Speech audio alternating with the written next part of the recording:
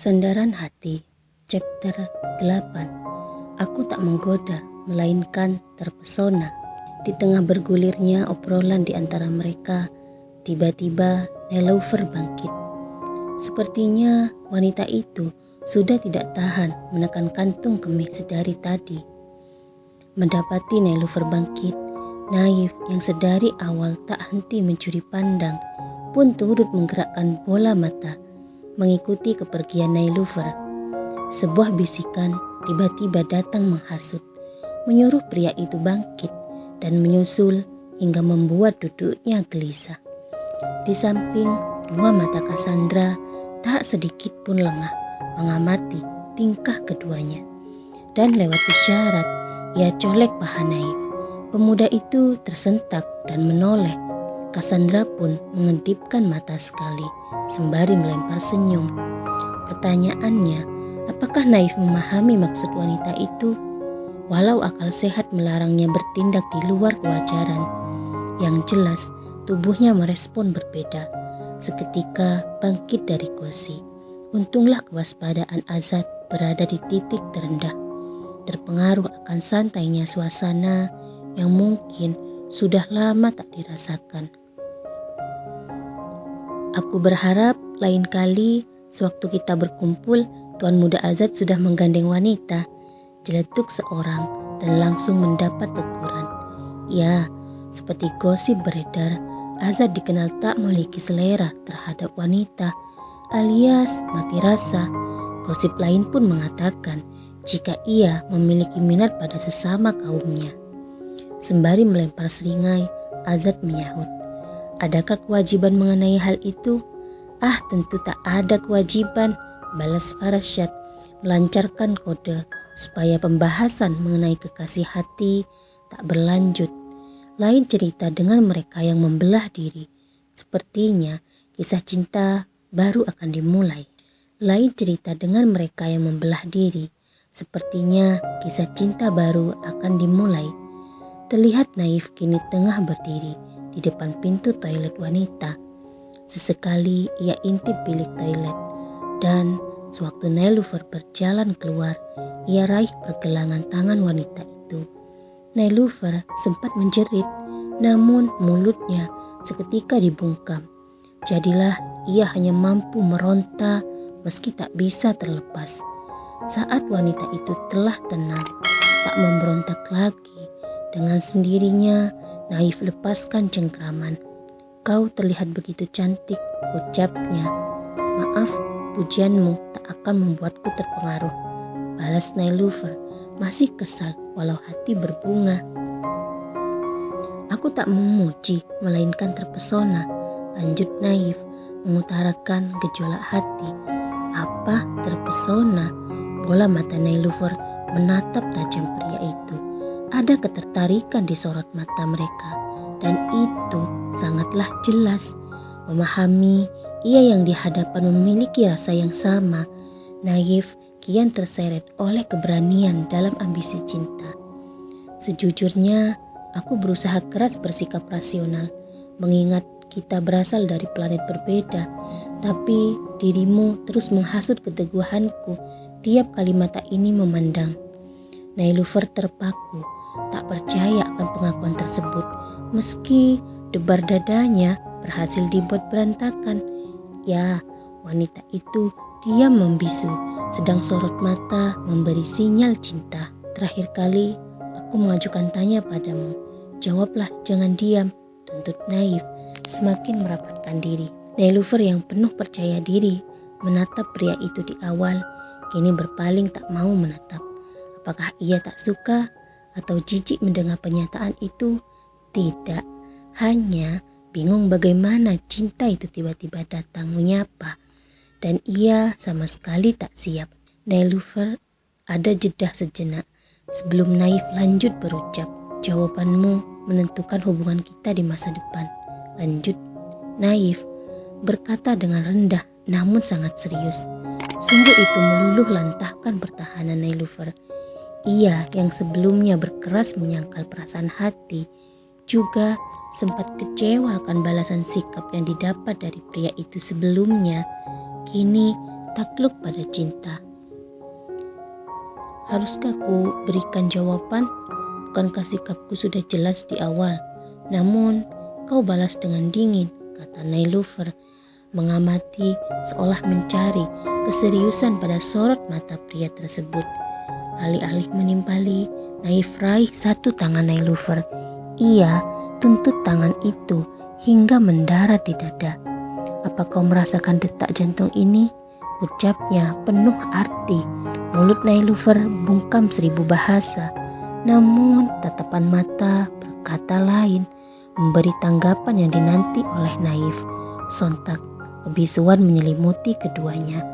Hanya terlena merasakan detak jantung masing-masing sampai Naif bergerak maju, kian merapatkan diri hingga tak ada jarak lagi di antara mereka.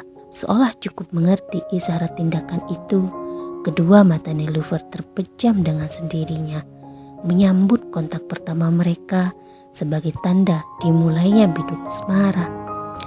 Nilu, sungguh kau membuatku tergoda, bisik Naif rendah di telinga, sedang ia yang dipanggil Nilu kian membisu oleh debaran jantung. Sekujur tubuh gemetar, menegang lantaran tak siap akan sentuhan yang segera melesat di bibir. Dan begitu bibir itu merasakan panasnya sentuhan untuk kali pertama, tubuh Nailufer seakan meledak. Nafasnya tiba-tiba gusar, sedang bibir beku tak membalas. Walau lawan pasif terdiam, itu tak mematikan bara asmara di hati Naif. Ciuman itu seakan tak bisa dihentikan. Sebaliknya kian gusar, menuntun sang wanita berlaku sama hingga saling memburu. Ya, ciuman panas itu berlangsung tanpa panduan, dengan ritme terus meningkat dan meningkat. Sesekali Nailufer menggeliat, seolah tak menemukan posisi yang pas. Dengan cerdik, Naif hantar tubuh wanita itu hingga bersandar ke dinding. Oh, leluasa ia mengembara, tak peduli tertangkap oleh pasang mata, hingga dering ponsel merusaknya. Barulah khilafan Naif lenyap. Naif pun menarik diri, sedang Nailufer spontan mengeluarkan ponsel. Rupanya itu panggilan masuk dari sang ibu. Bagaimana sayang? Itu menyenangkan, ucapnya. Bola mata melirik ke Naif sejenak. Sedang ia yang dilirik mengamati serta turut mendengarkan percakapan melalui sambungan tersebut. Saat panggilan berakhir, bertanyalah ia dengan suara rendah. Siapa? Ibu, maaf aku harus kembali, kata Nailufer dan berlalu dari hadapan Naif secepat kilat. Naif tak menahan, juga tak menyusul. Sebaliknya menunggu hingga Nailufer tak nampak lagi di pandangan. Kini Nailufer telah bergabung kembali dan nampak sesuatu tersirat di raut wajahnya. Walau mereka tak menyadari, namun tidak dengan Cassandra. Terlebih Naif belumlah kembali. Bola mata Cassandra melirik mencari penampakan Naif maksudnya. Tak mendapati, ia lempar pandang ke Nailufer, mengamati dengan seksama keanehan yang tersirat. Apa sesuatu terjadi di antara mereka? Gumam batinnya menebak. Selang tak seberapa lama, Naif pun muncul. Dalam diam, pemuda itu menempati tempat duduknya kembali. Naif, tegur Cassandra, namun tak direspon. Malam kian larut dan menyadari terlalu lama berkumpul, Azad pun pamit. Ia bawa Nailufer turut serta. Terima kasih, ucapnya ditujukan pada mereka. Farshad mewakili yang lain membalas, sedang Cassandra lebih bersikap sedikit acuh, setali 2 uang dengan Nailufer. Ia hanya mengekor dengan patuh tanpa berucap sepatah kata.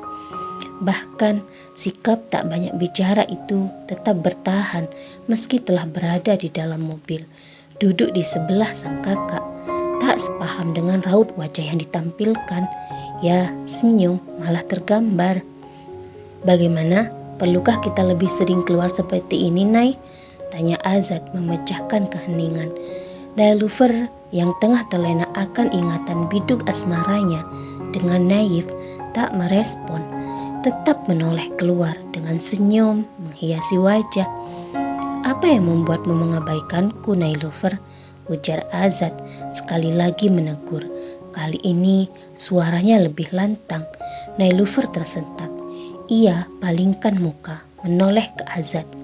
"Nailufer, apa ada sesuatu yang mengganggumu?" "Tidak ada, hanya rasanya malam ini menyenangkan," ucapnya, membuat pengakuan secara tak langsung. "Begitukah? Kakak akan lebih sering mengajakmu nanti." Nailufer tak menyahut.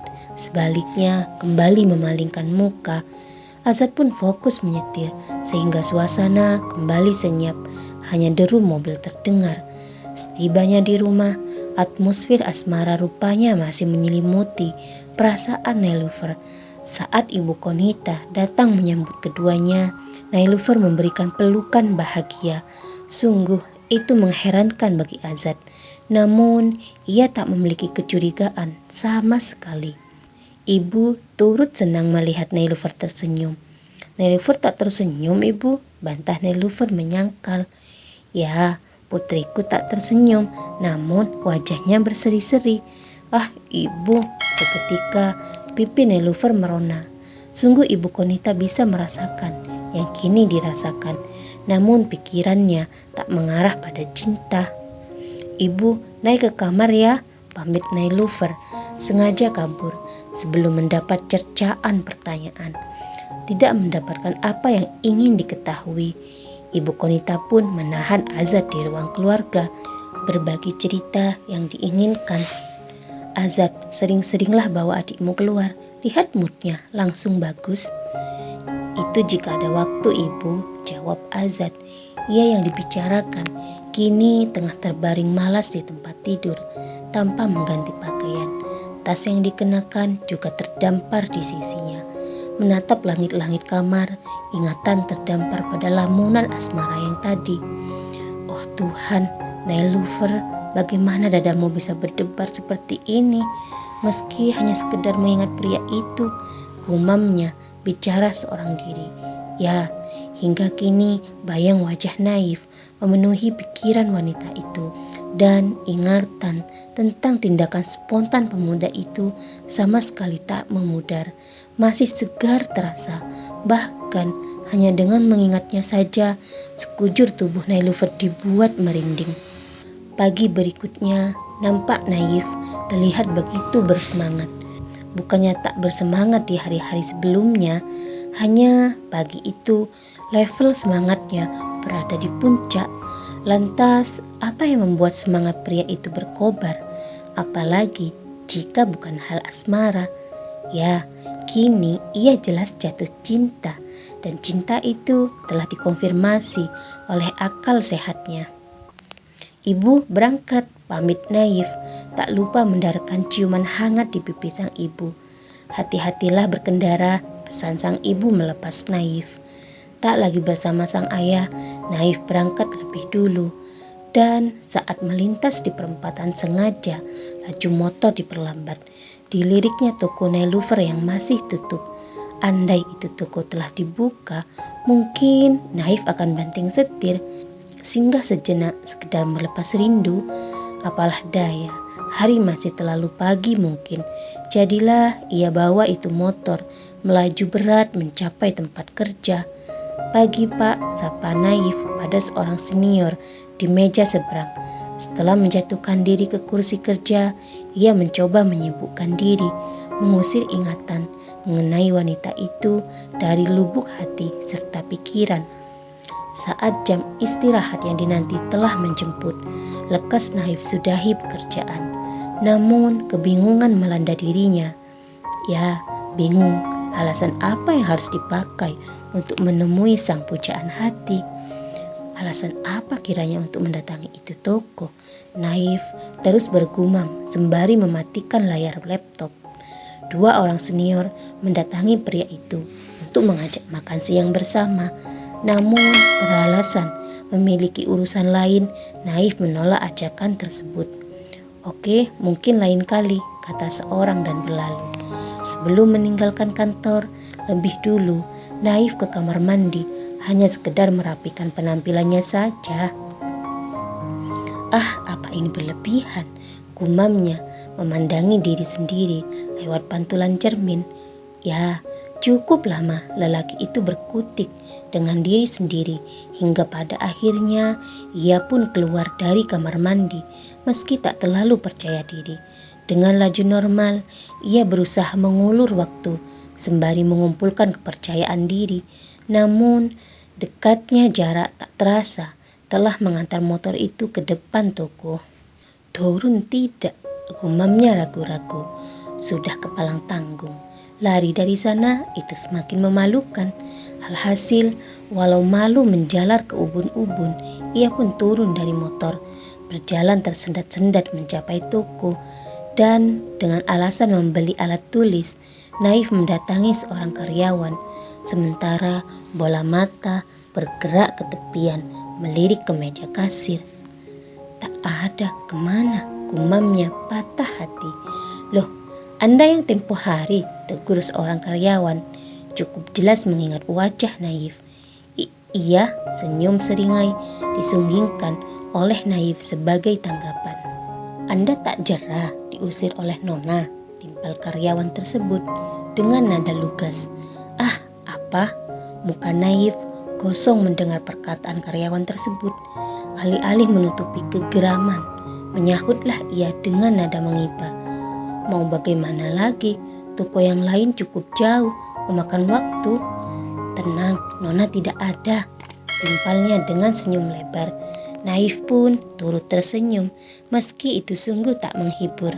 Ya, harapan, takdir adalah misteri dan seringkali hanya kecewa didapat. Begitulah kekecewaan menampar kepercayaan diri lelaki itu hingga kisut bak balon yang dikempesi. Seketika hatinya lunglai, selunglai raut wajahnya kini.